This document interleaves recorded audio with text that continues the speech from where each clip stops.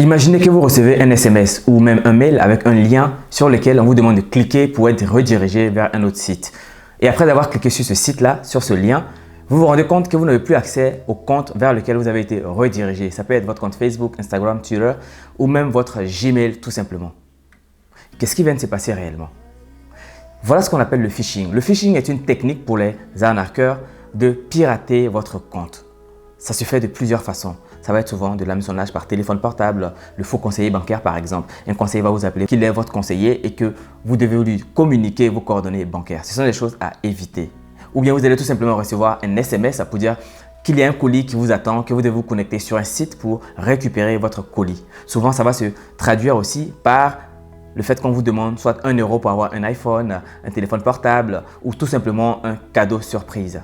Et vous, parfois, vous vous laissez emporter car l'opportunité, la chose est tellement belle que vous n'y croyez pas et donc vous dites allez c'est 1 euro donc je balance 1 euro. Mais en fait, au bout de quelques semaines, quelques mois, vous vous rendez compte qu'il y a des prélèvements qui se passent sur votre compte. Voilà ce qu'on appelle réellement le phishing. Alors, comment faire pour éviter cette méthode d'hameçonnage? Parce que c'est phishing ou hameçonnage. Il y a plusieurs façons de se prémunir. Parfois, vous allez recevoir des mails de votre banque. C'est à vous maintenant de prendre du recul et de vérifier scrupuleusement l'extension de l'adresse mail. Prenons l'exemple en France ici.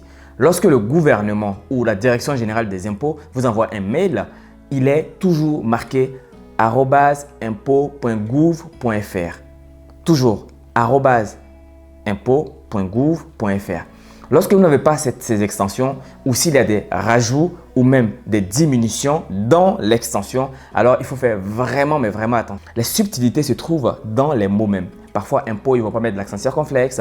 Parfois, impôt, il va manquer un chiffre ou une lettre. Parfois, impôt, ils vont rajouter un S ou pas forcément un S. Donc, c'est à vous de connaître le site officiel déjà de l'organisme. Si c'est votre banque, vérifiez toujours l'extension vraie de votre banque. Vous pouvez aller sur le site de votre banque pour vérifier comme ça. Lorsque vous recevez un mail, vous savez déjà. Les banques envoient rarement des liens de redirection. Et les banques ou les conseillers bancaires ne vont jamais, mais absolument jamais vous demander vos coordonnées bancaires. Malheureusement, beaucoup de personnes se font avoir avec ce genre de technique-là. L'une des choses les plus dangereuses également, ce sont des liens qu'on vous envoie. Depuis un certain temps, j'ai arrêté de cliquer sur tous les liens, sans exception. Si vous êtes mes amis et que vous écoutez cette vidéo-là, ce n'est même pas la peine de m'envoyer des liens. Alors, il y a des liens sur lesquels je clique parce que par défaut, je connais l'extension ou même je connais la composition de ces liens-là. Ça va être par exemple des vidéos Facebook. Lorsqu'on me transfère une vidéo Facebook, je sais par défaut que c'est une vidéo Facebook. Lorsque vous connaissez l'extension, n'hésitez pas à cliquer sur le lien pour aller voir la vidéo ou le contenu en tout cas. Mais à partir du moment où vous avez un doute sur l'origine du lien, ne cliquez tout simplement pas. Parce que parfois, lorsque vous allez cliquer, vous allez être redirigé vers un site. Mais parfois, il suffit que vous cliquez pour que vos comptes soient piratés tout de suite. Je ne sais pas si vous avez remarqué, durant ces 2 derniers mois, il y a eu une vague de piratage sur les réseaux sociaux. J'ai des amis qui ont été impactés par ce piratage-là. Moi-même, j'ai failli y passer sur Instagram. Et je voulais vraiment vous sensibiliser sur le phishing. Le phishing, c'est quelque chose aujourd'hui qui génère beaucoup d'argent pour les arnaques. Lorsque vous ne connaissez pas l'origine d'un lien ou à partir du moment où vous avez un doute sur un lien, refusez tout simplement ce lien-là. Que ce soit un mail professionnel ou un mail personnel, arrêtez tout simplement. Moi, j'ai été piraté professionnellement 2 fois déjà. Et à chaque fois, c'est des liens sur lesquels je n'ai pas cliqué. Alors ça, c'est une autre méthode de phishing. Ça s'appelle la méthode par l'intimidation. C'est-à-dire qu'ils vont vous envoyer un mail d'Interpol pour dire que vous avez été répertorié sur un site pornographique. Les personnes qui se font avoir justement dans ce cadre-là, ce sont les personnes qui vont réellement sur ces sites-là. Car oui, il y a des personnes qui malheureusement vont sur ces sites-là.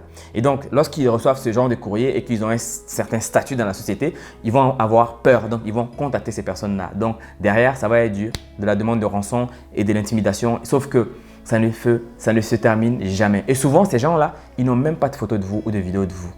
Alors, certes, parfois, ils ont réellement des photos ou des vidéos de vous devant ces sites-là.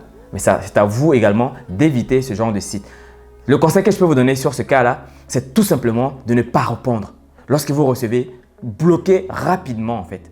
Et si vous êtes en entreprise par exemple, contactez la direction de la conformité et du risque en fait, tout simplement, ou la direction du contrôle interne qui eux vont se charger de mener des investigations sur l'origine de ces mails-là et éventuellement de faire remonter l'info un peu plus haut. Ne vous faites pas avoir car le phishing est un phénomène qui aujourd'hui malheureusement devient une gangrène pour la société, pour les réseaux sociaux, pour Internet. Les réseaux sociaux et les médias sociaux sont un réel moyen de communiquer avec notre entourage, avec les personnes qui nous entourent. Mais c'est aussi un réel danger car malheureusement, il y a des malfaçons qui s'y passent. Donc faites très attention, c'était une vidéo de sensibilisation et j'espère que vous avez appris des choses. J'espère que vous avez des personnes aussi autour de vous qui aimeraient en tout cas être acculturées sur le sujet. N'hésitez pas vraiment à partager cette vidéo-là avec ces dernières. Et donc, si vous avez aimé le contenu, n'hésitez pas à partager également la vidéo avec les personnes qui vous entourent. D'ici là, on se retrouve dans une prochaine vidéo. Et si vous n'êtes pas encore abonné, je vous invite à vous abonner et à activer la cloche de notification pour recevoir mes prochaines vidéos. Prenez soin de vous et de vos proches et ne soyez pas fichés surtout. À très bientôt. Au revoir.